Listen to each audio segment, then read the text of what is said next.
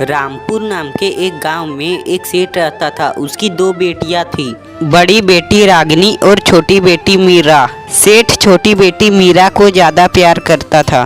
फिर एक दिन सेठ अपनी बेटी से बोला, बेटियों, मैं 2 दिन के लिए काम से बाहर जा रहा हूँ। रागिनी, तुम मेरी बेटी मीरा का ख्याल रखना। घर का काम तुम ही करना क्योंकि मीरा तुमसे छोटी है।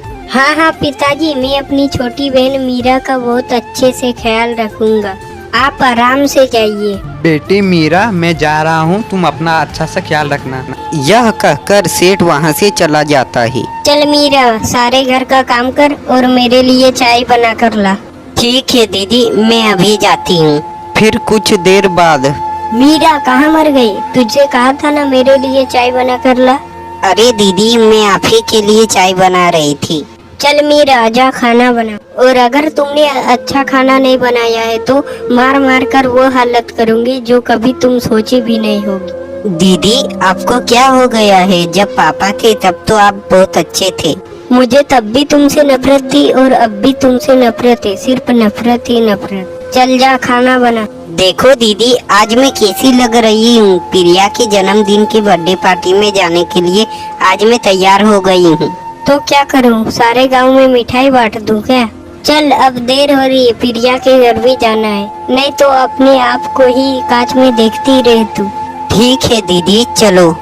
फिर वो दोनों जंगल के रास्ते से जा रहे थे तो सुन मीरा, मुझे तो पानी प्यास लग रही है, मैं जा रही हूँ। मैं पानी पीने जा रही हूँ, तुम यहीं रुक। नहीं दीदी, आप प्रिया के घर ही पी लेना पानी। मुझे छोड़कर मत जाओ, मुझे बहुत डर लग रहा है। तू क्या चाहती है, मैं बिना पानी पिए मर जाऊँ? नहीं दीदी, मैं ऐसा नहीं कह रही थी। बस, अब मैं जा रही हूँ, तू यहीं रुक। तुम चुपचाप से यहीं खड़े रहो। फिर उसकी बहन उसे जंगल में पानी पीने के बहाने छोड़कर अपने घर वापस आ जाती।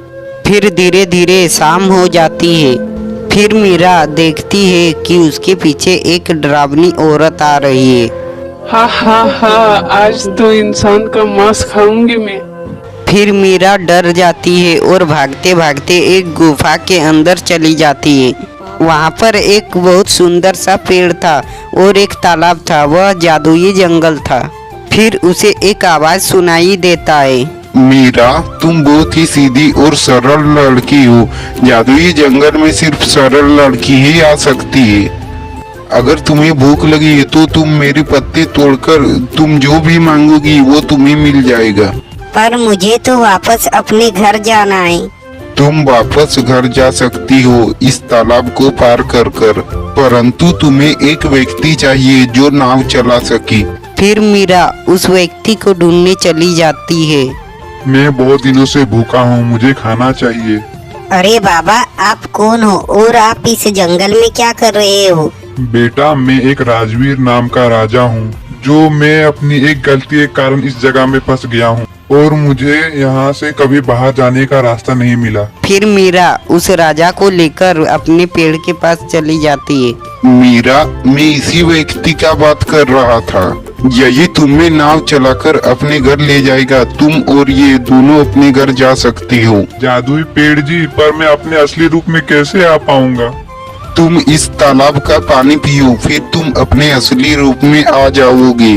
फिर राजा तालाब का पानी पीकर अपने असली रूप में आ जाता है और फिर वो दोनों अपने घर चले जाते हैं। पिताजी, मैं वापस घर आ गई। अरे बेटी, तुम कहाँ गई थी? तुम्हें पता है ना मैं कितना परेशान हो जाता हूँ तुम जब कहीं जाती हो तो।